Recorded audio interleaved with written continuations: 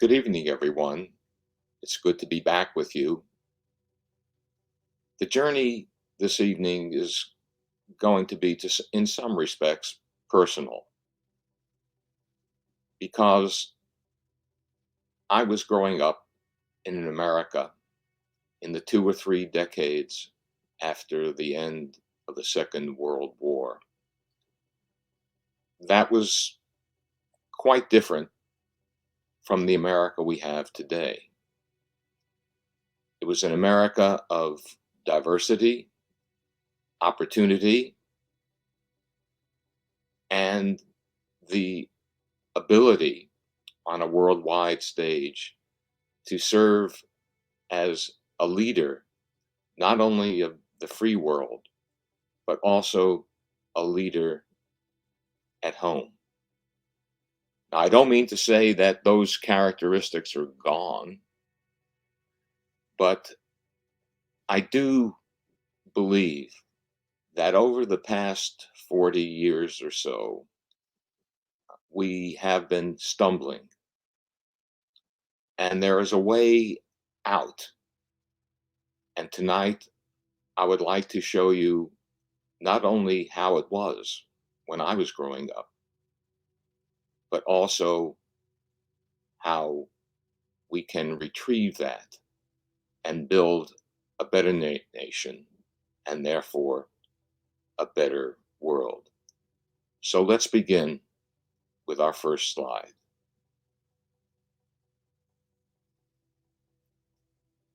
Okay, next.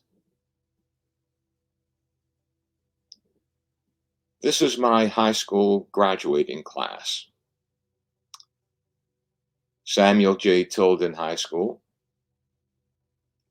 in Brooklyn, New York. And you can see me right up front.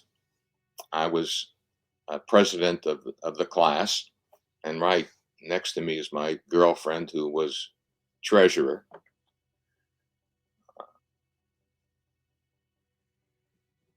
About 95% of the students in that high school were either descendants of Russian Jews and Southern Italians, or were themselves Russian Jews or Southern Italians. So it was really a high school class comprised of children of immigrants or immigrants themselves. And when we got out of high school, there were many opportunities for us. And we had a wonderful partner in those opportunities. The partner was our national government, as we will see. Next slide.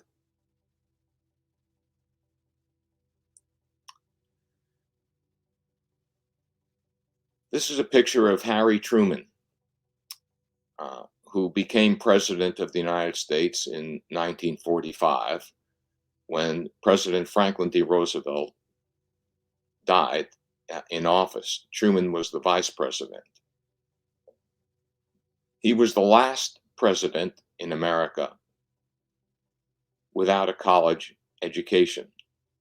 He graduated from high school, but was too poor to go on to college. So he had to go to work to help on his family's farm. And here you see him on that farm in Missouri.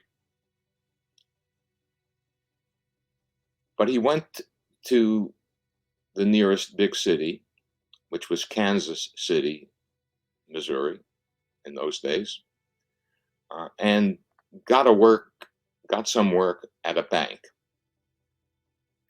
And he realized that if he was going to move up in life, he was going to have to make some decisions, one of which was get the heck off the farm.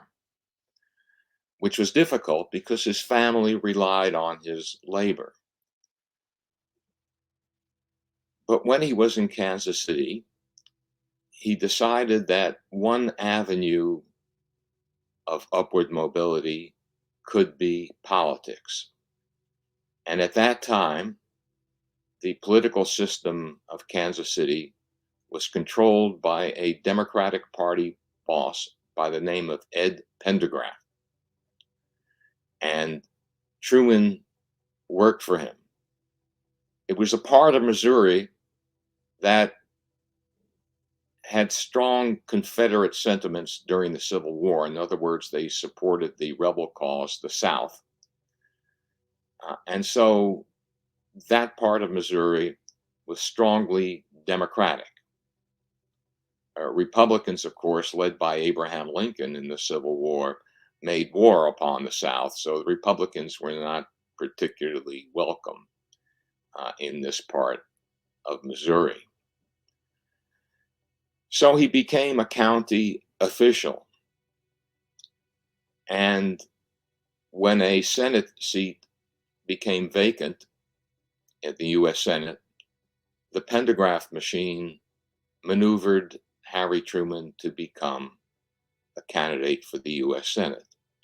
And as a Democrat, he won and distinguished himself as a senator, not necessarily from the South, but as a senator from America, and played a significant role in America's ratcheting up, increasing its power and its ability to wage war during the Second World War. Next slide, please. This was Harry Truman's mother, Martha Ella Young Truman. She was a very bright woman, but she spent almost all of her life on the farm. And she transferred her own ambition, which could not be realized, to her son, Harry. And in 1944, Harry became Franklin D. Roosevelt's vice president. Next slide, please.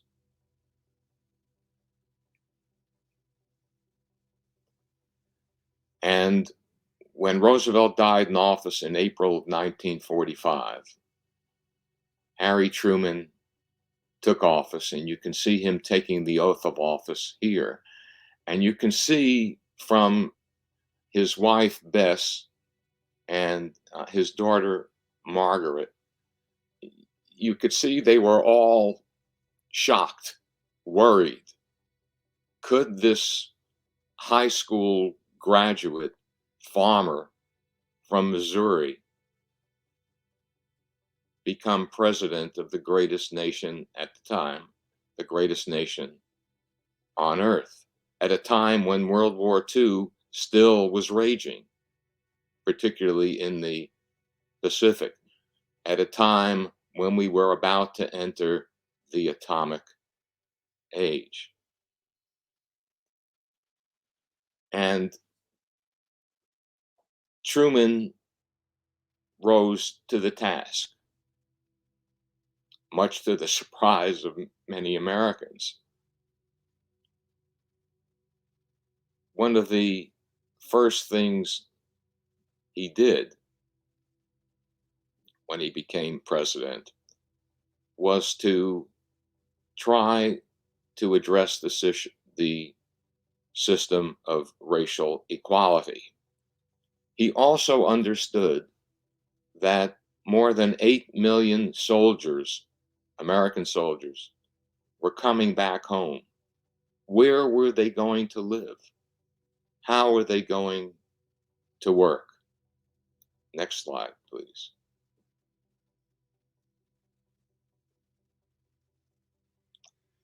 So what he did,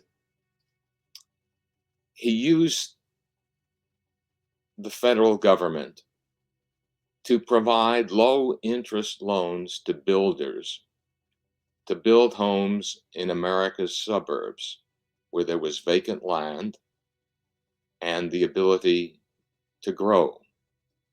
And one of the first suburbs built with this federal assistance was the suburb of Levittown on Long Island outside New York City. Next slide, please. And he built schools there.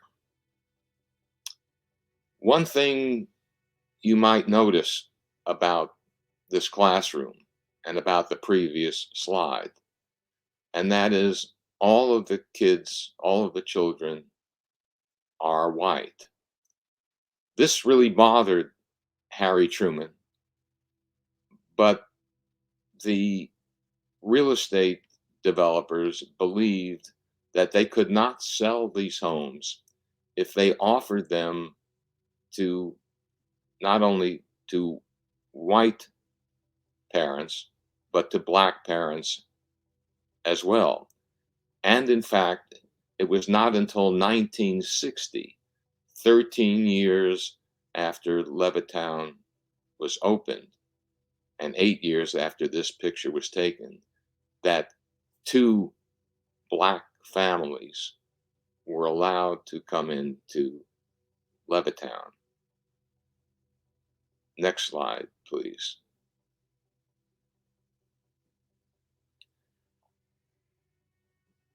During World War II, women took over jobs that men had formerly been employed at. Obviously, with so many men off fighting in Europe and in Asia, women had to take up some of those jobs. And after the war, they didn't want to go back to the kitchen. They wanted to work. And here in 1948, just a few years after the end of World War II, this young woman, who, like Truman, also from Missouri, came to New York City. And she made the cover of Life magazine, which was the leading magazine in America at the time. And you can see it says, "Career Girl, New Life and Problems." The problems was finding a place to live. The problem was also she was a woman in a man's world. She decided she wanted to go into advertising, which was dominated by men. But the story was very upbeat, and it showed her that she successfully navigated the work life and also the life of society. She eventually married one of her colleagues at the advertising agency, and she had children, but she didn't go back to the kitchen. She became a local politician in her town in Massachusetts, where she wound up living, and participated in a number of charitable causes in addition to her political career. So when this cover of Life magazine depicted her as a career girl, she became a career woman. Next slide, please. And as these jobs were opening up for women, so was the professional world. Lawyers, doctors, and here you see a young intern at the University of Chicago Medical School tending to a patient. Next slide, please.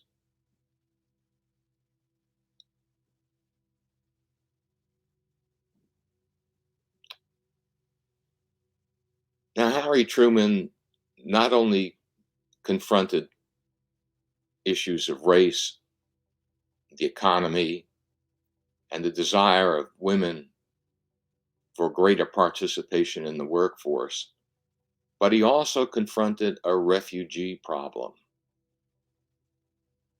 With the takeover of Eastern Europe by the Soviet Union, with the orphans, children left as a result of the Holocaust during World War II, many Europeans wanted to come to America. And although we picture ourselves and call ourselves a nation of immigrants, the truth of the matter is that we have had a very spotty history concerning immigration. Now, here you see a young girl, and you can guess how old she looks. She looks like maybe she's 8 or 9 years old. She's holding a doll. And you can see from her coat that it's an old coat, it's a little dirty, and she has her suitcase next to her. She is an orphan, and she's actually 12 years old, but she has spent 3 years in a German concentration camp, and her parents and relatives were all killed. And what is she doing? She is sitting at the dock in Bremerhaven, Germany, waiting to board a ship that will take her to America. And Selma Moses was her name. And she eventually settled in Jacksonville, Florida, became a nurse and then a teacher, and lived a very productive life in America. But the influx of many of these refugees created lots of problems in that there were many Americans who had strong opposition to having these refugees come, despite their obvious plight, despite their obvious need for a new country, because they had no country anymore. Next slide, please. And you can see here Harry Truman in the lower right-hand corner of the cartoon. You can see he's saying, what happened to the Statue of Liberty we used to have? And you can see at the base of the statue, it says U.S. immigration policy. And the Statue of Liberty is holding up her hand. We don't want immigrants. But Harry Truman was determined to find a way to have immigrants like Selma Moses come to America and enjoy the fruits of liberty. Next slide, please. Speaking of the fruits of liberty, this Army Sergeant, Isaac Woodard, you can see him in uniform, did not enjoy his liberty. He was attacked and beaten in 1946 when he tried to use a bathroom that was reserved for whites only in South Carolina. And you can see he's wearing dark glasses here because the police that arrested him gouged out his eyes. And this really incensed President Truman. He wanted to send the FBI down to South Carolina where this happened. But the FBI told him this was a state matter and the FBI had no jurisdiction in the states to deal with this issue. Next slide, please. One of the major developments during World War II was the migration of Black Southerners to the North to take jobs in the defense industries, particularly in the Midwest and places like Detroit. And again, where are they going to live?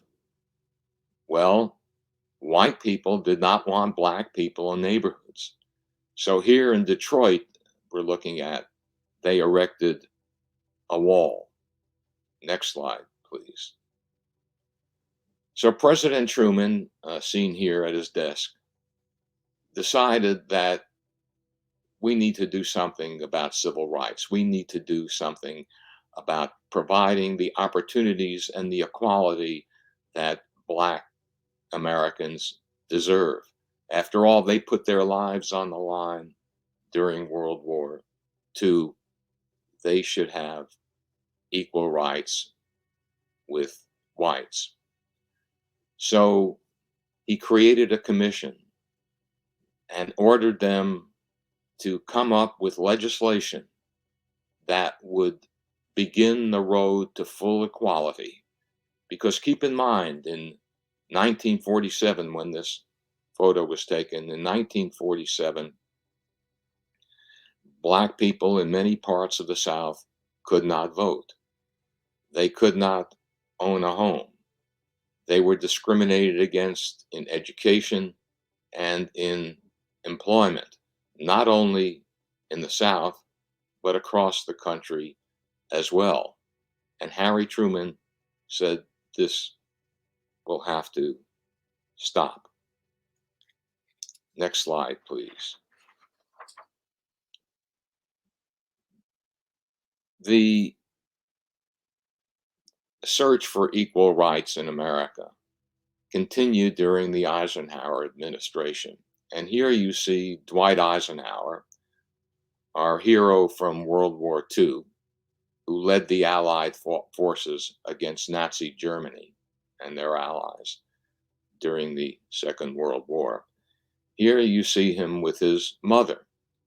And I know I'm talking a lot about mothers uh, this evening, uh, but mothers played a major role, not only with Harry Truman, but also with Dwight D. Eisenhower.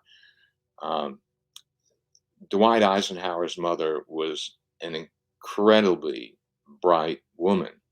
But again, they grew up on a farm, very poor, just about 150 miles from where Harry Truman grew up. Only it was in Kansas, not in Missouri. Those states are very close, our neighboring states. And she was so bright that she actually memorized the Bible. Can you imagine that, memorizing the Bible? Uh, and she was a German pacifist. And it broke her heart to see Dwight D. Eisenhower, when he graduated from high school, go off to the U.S. Military Academy at West Point. But for Eisenhower, who wanted to become a history professor, for Eisenhower, that was the only alternative because West Point was free. It did not cost anything. And if he were to go to a state university or a private university, he would have to pay. And his family had no money. Eisenhower became president in 1953 and, like Truman before him, was immediately confronted with problems of race. Next slide, please.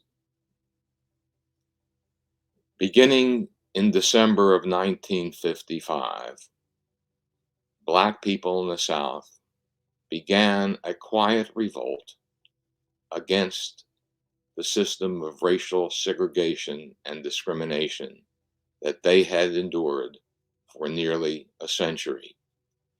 And it all started with Rosa Parks, pictured here, being arrested on a bus in Montgomery, Alabama, because she sat in the white section of the bus and refused to move to the black section.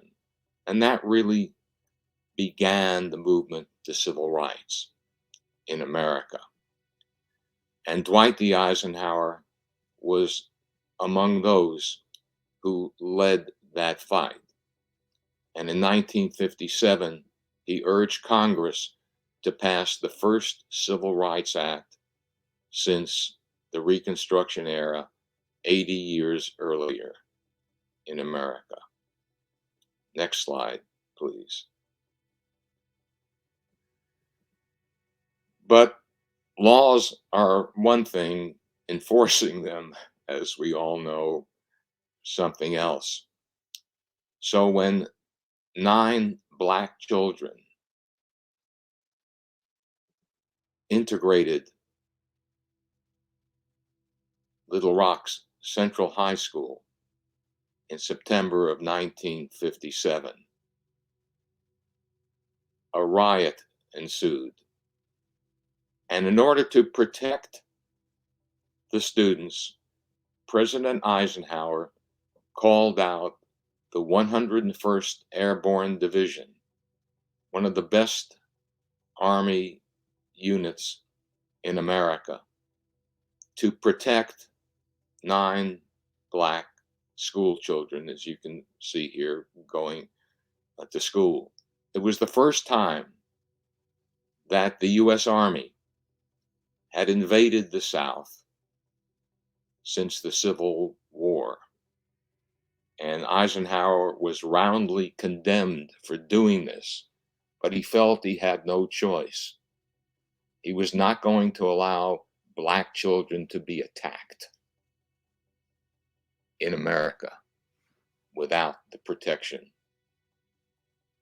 of the Army. Next slide, please. One of the things that Eisenhower did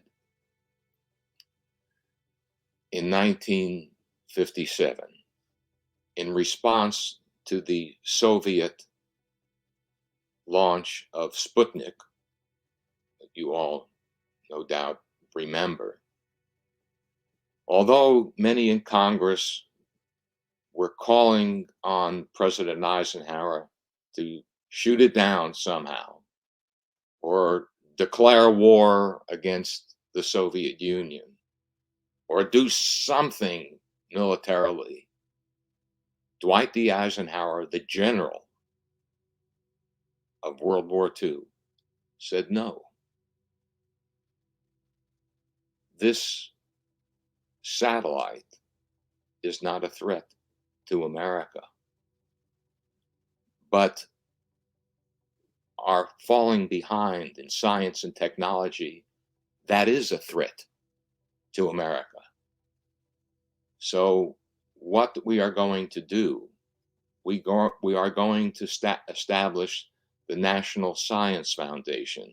We are going to establish other organizations to train and to support the higher education of millions of young people like myself, so that we can better compete with the Soviet Union and raise the level of our society. And here you see one of the beneficiaries of Eisenhower's work to expand science as opposed to making war. This young girl, Millie Cox, right here in my hometown of Charlotte, North Carolina, contracted polio, which was a dreaded disease that mostly afflicted children. And it wasn't poor children, it wasn't wealthy children, it was just all types of children, and you just did not know when it would strike, except you knew it would strike in the summer. And I remember my parents keeping me away from the pool in the summer, keeping me away from the beach when there was a polio epidemic. It was just awful. However, Next slide, please. President Eisenhower ensured that millions of dollars would go again, not to the military, but would go into scientific research. And so Dr. Jonas Salk in Pittsburgh, University of Pittsburgh in Pennsylvania, worked on developing a vaccine to conquer polio. And Dr. Salk's parents and grandparents were from a place called Minsk in Belarus, which is now in Belarus. So he is a son of Minsk. And we benefited from his knowledge and his work to create the polio vaccine and conquer this dreaded childhood disease. And today it is conquered thanks to the partnership between the Eisenhower administration and between science and scientists like Dr. Jonas Salk. Next slide, please. This is a picture of Rebecca Baines Johnson. And I know you're going to wonder, what am I doing with another mother of a future president, Lyndon Baines Johnson? Well, again, like Harry Truman's mother, like Dwight D. Eisenhower's mother, she was a significant influence on Lyndon Johnson. Next slide, please. Johnson, like Truman and Eisenhower, came from a poor family. And in fact, he went to university for 1 year and then was so poor he had to leave. And he took a job as a history teacher. And this was his school. He was sent down to a place in Texas that was mostly Hispanic. And he taught these children. Next slide, please. But Lyndon Johnson, like Eisenhower and Truman before him, confronted major racial problems, like here in Selma, Alabama, in 1965, when African Americans were demonstrating for voting rights. Next slide, please. And he stood before Congress in March of 1965, saying the words of that old Negro hymn, "We shall overcome." That is, the time is now to create and support racial equality in America. And he urged Congress to pass the Voting Rights Act, which they did, guaranteeing political equality for Black citizens. Next slide, please. And for a Black boy in South Carolina, Harvey Gantt, who had dreams of becoming an architect, these measures of equality came just at the right time. And he went to Clemson University, a previously all-white university in South Carolina, and became an architect, eventually became mayor of my city, Charlotte, North Carolina. Next slide, please. It's important to keep in mind, though, that a majority of Americans, a majority of white Americans, were not waving flags and celebrating all of these landmarks. Instead, they were either indifferent or some opposed it. What we had here with Eisenhower, with Truman, Eisenhower, and Johnson was presidential leadership. Next slide, please.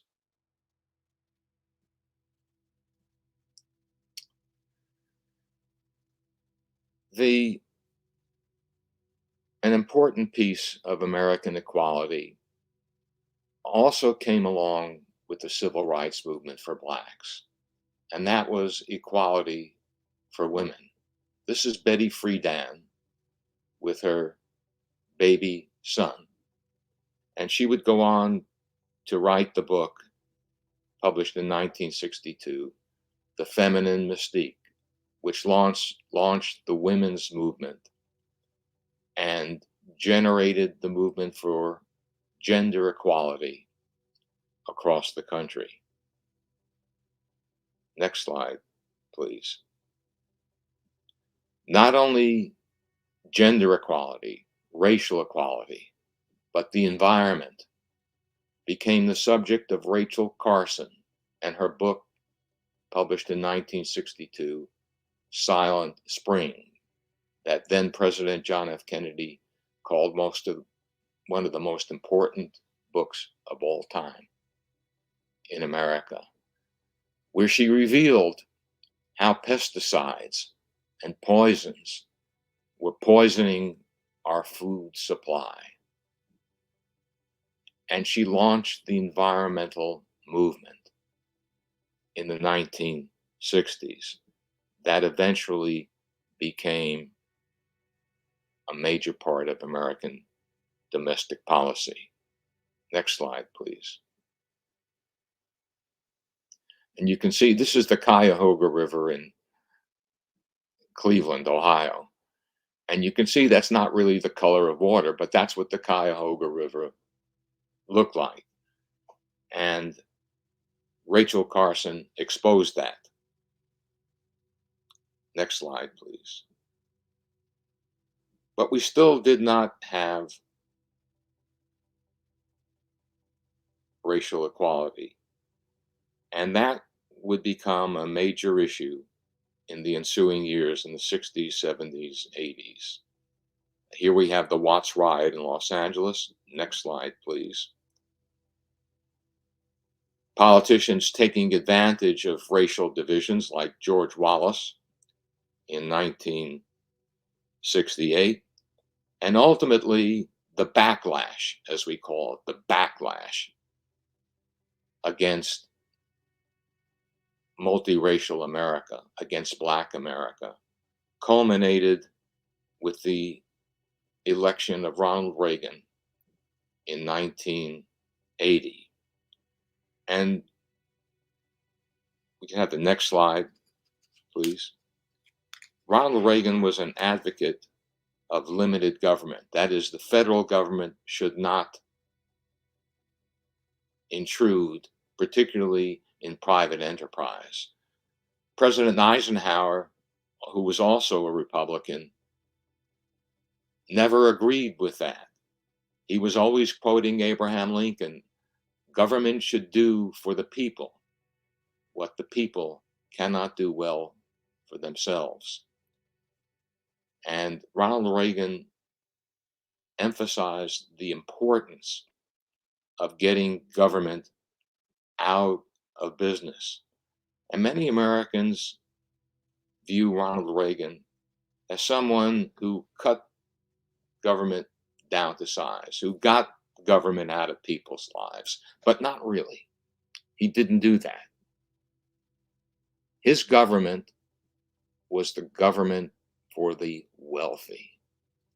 He passed lots of laws that benefited the top 1%. And as this cartoon demonstrates, see how much better things are without the heavy hand of government. We have air safety, takeovers, banks collapsing, nuclear plants, air pollution, water pollution. In other words, a few people were benefiting from government, but the rest of us were not. Next slide, please. This is Pat Buchanan, a Republican at the 1992 Republican National Convention that renominated George H.W. Bush for president. And Buchanan's words, which I won't repeat here, but you can look them up, were very similar to what Donald Trump talked about in 2016, that government was ignoring the middle class, government was ignoring the working class, and nobody listened to him then. And the result, of course, was Donald Trump in 2016. But there was no doubt that the withdrawal of the government from the partnership with the people hurt America and hurt Americans. Next slide, please. Black Americans, as you can see here, from the 1960s to the present, increased segregation in the schools all over the country. Next slide, please.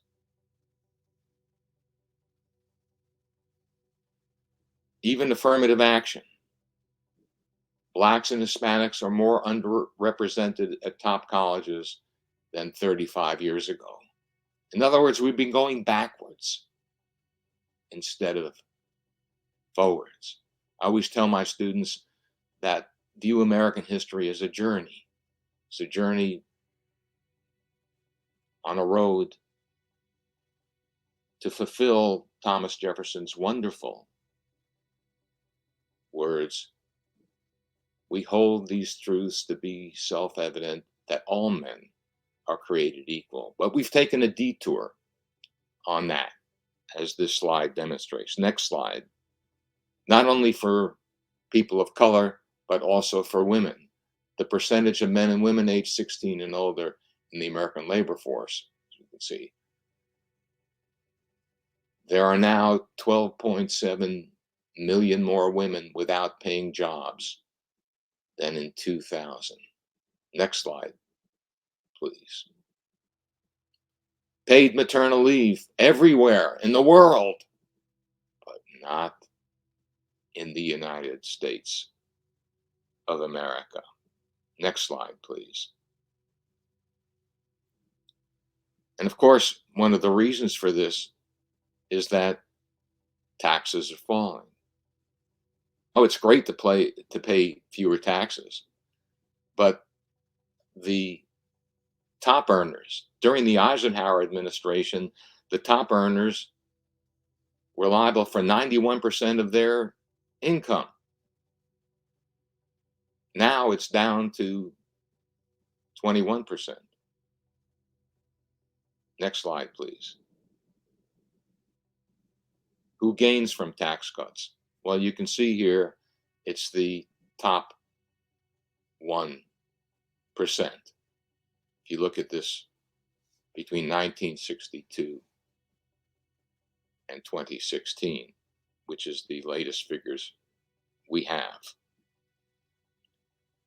But I don't want to leave you tonight with this depressed perspective. If we can have the next slide.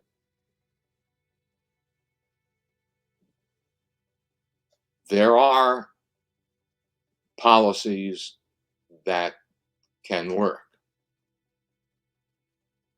On the right column, and we can implement them if we can have a government that will work. And what are the stakes of that government? What happens if it doesn't work? Next slide, please.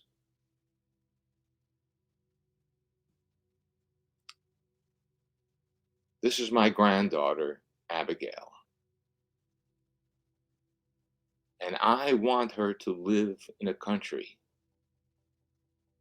that was like the country I grew up in. The policies are there. It doesn't take magic. It takes resolve. And I want her future to be just as open and good as mine was. Thank you very much.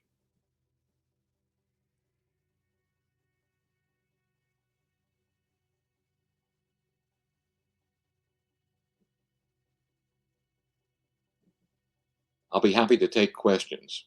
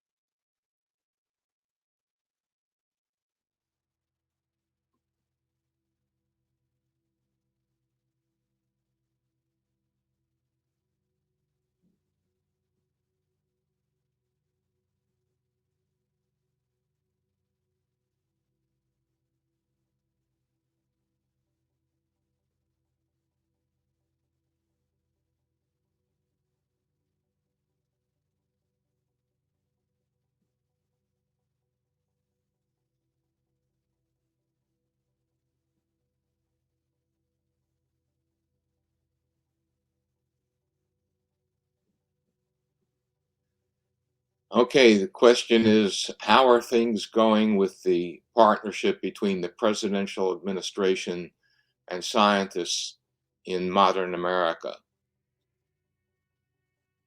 It's going better now.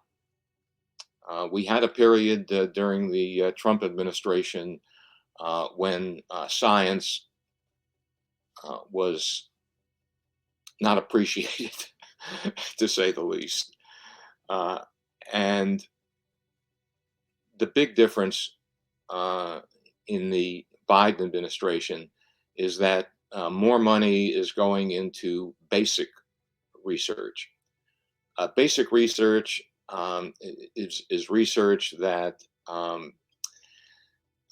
is very expensive, and it's really, you don't see the results until sometimes many years down the road. So it's difficult for private institutions to fund that type of research. But the government now, with the Biden administration, has has been supporting that type of research. So that, I think, is very important. And you can see that when America puts its mind to something, it can do things in a hurry, but it needs government. The rollout of the coronavirus vaccine was not good, but uh, now, with the help of the federal government and private industry, this partnership is absolutely essential between government and private industry. We're in a much better position uh, to address not only COVID, but other epidemic diseases that might attack the U.S. and the rest of the world. So uh, it's good that we have an administration that believes in science. It's good that we have an administration that believes in funding basic research.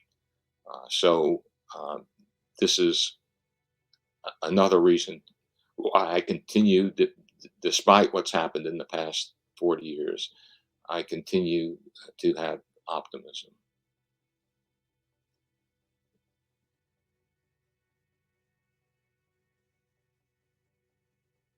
Yeah, the woman uh, who wrote the book that was the basis of the women's movement. The uh, the name of the book was Feminine Mystique, and the author was Betty Friedan. Uh, and it's interesting, uh, but her roommate in college, and she went to a all women's college. Her roommate in college was a young woman by the name of Nancy Davis. Well, that might not mean anything to anybody. Okay, that's but Nancy Davis married Ronald Reagan, so uh, that must have been an interesting room.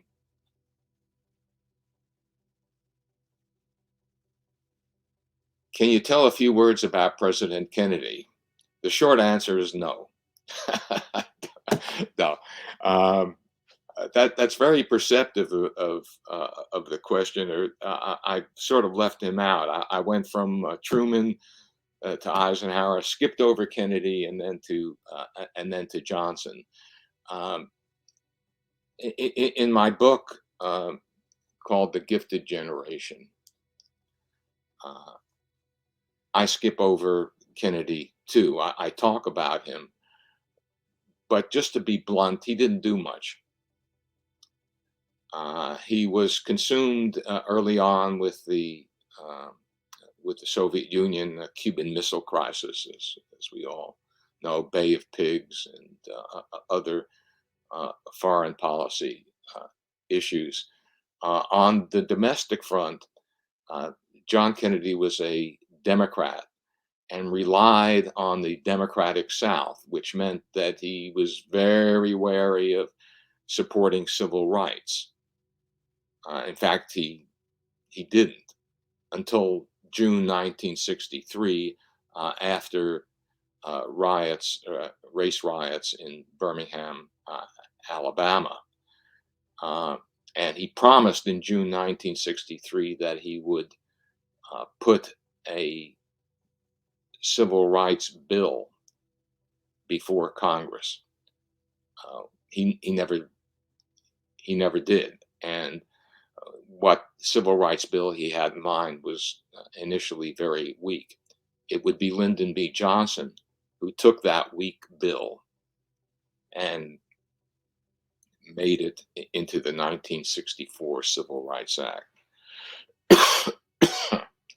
So Kennedy was a good-looking guy, nice guy, but was more of a transition president than someone who really accomplished much.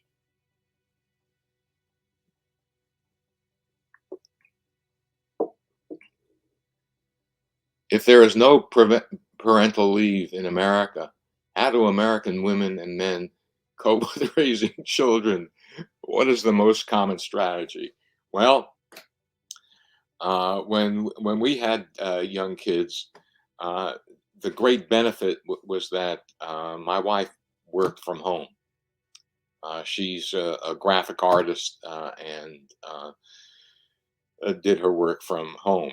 My son and daughter-in-law have a similar arrangement. They have two kids as well, and my daughter-in-law works from home for a French company headquartered in Paris.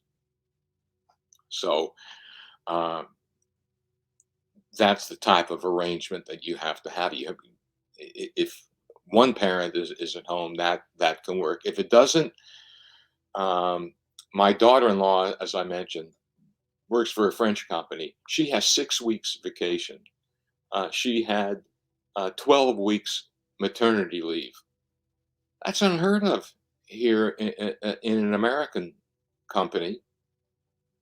You have maybe 2, 3 weeks vacation, and then if you're lucky, you'll have about 6 to 8 weeks of maternity leave. Um, so we're really behind. We like to talk about family values. Well, what's a greater family value than allowing parents to raise their newborn child, to bond with that newborn child. And we just don't provide the legal backbone for parents to do this. So it becomes an expensive proposition because you have to pay for daycare, and not all daycares are equal. Some are good, and some are not so good.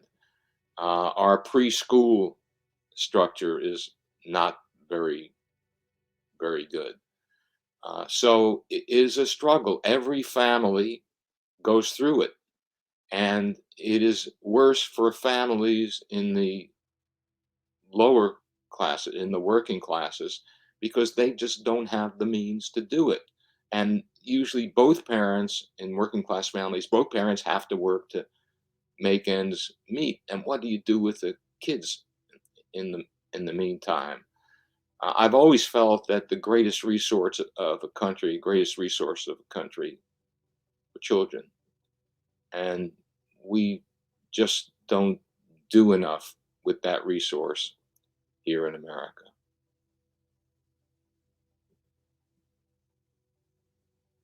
But I will say again, this is part of President Biden's agenda. So I'm hopeful that we can cease being the only country without paid maternal leave.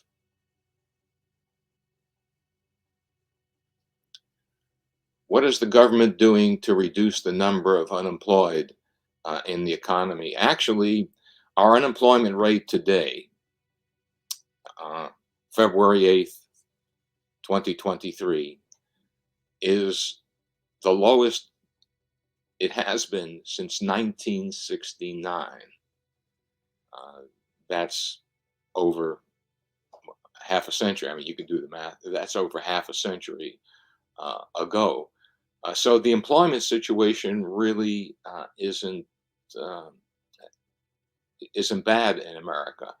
I know lots of folks who own businesses who just are begging for people to come to work. Part of it is the fact that our population is aging. People retire, therefore they're out of the workforce. Another part of the issue is that during the Trump administration, in particular, the stream of immigrants that we need to take some of these jobs really dried up. So uh, we need more workers. That is for certain, because workers are the fuel of an economy. If you don't have workers, you're not going to have economic development.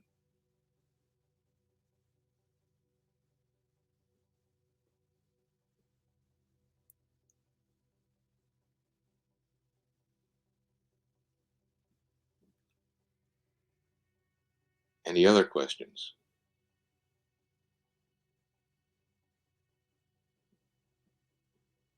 Is it possible to download your book from the internet? I don't know. I've never tried it. But I think you can. There's an audio version, and there's also a laptop version. So I believe you can do that from the internet. My advice to you would be to go to some place like Amazon.com. They they should have the resources to connect you with that book.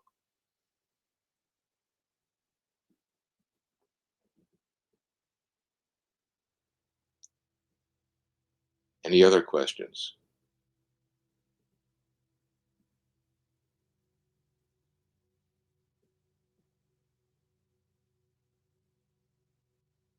Final question. Okay.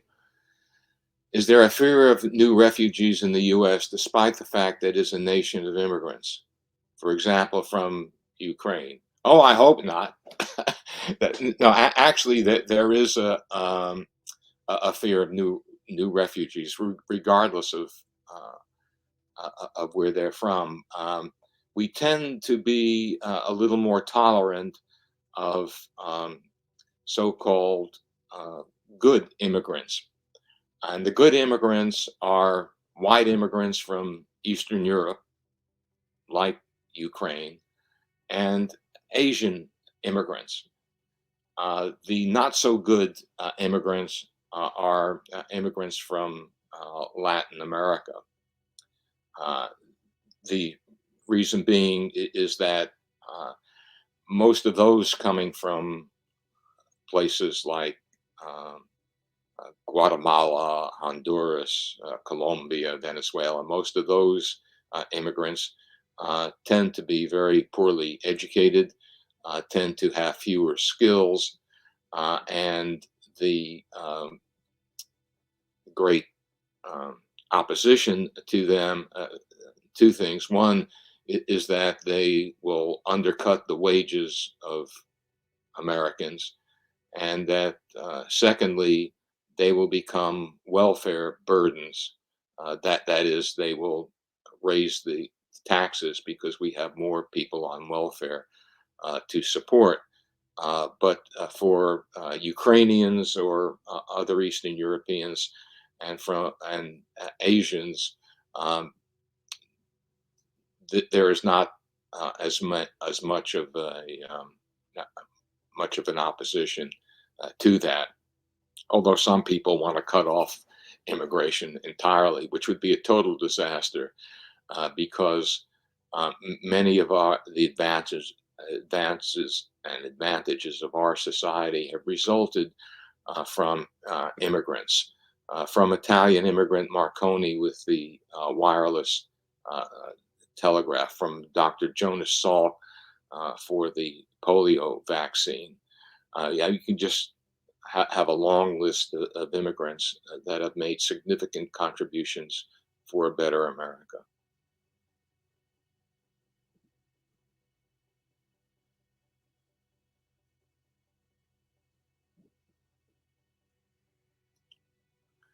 Okay, I want to thank you all very much and look forward to talking with you again.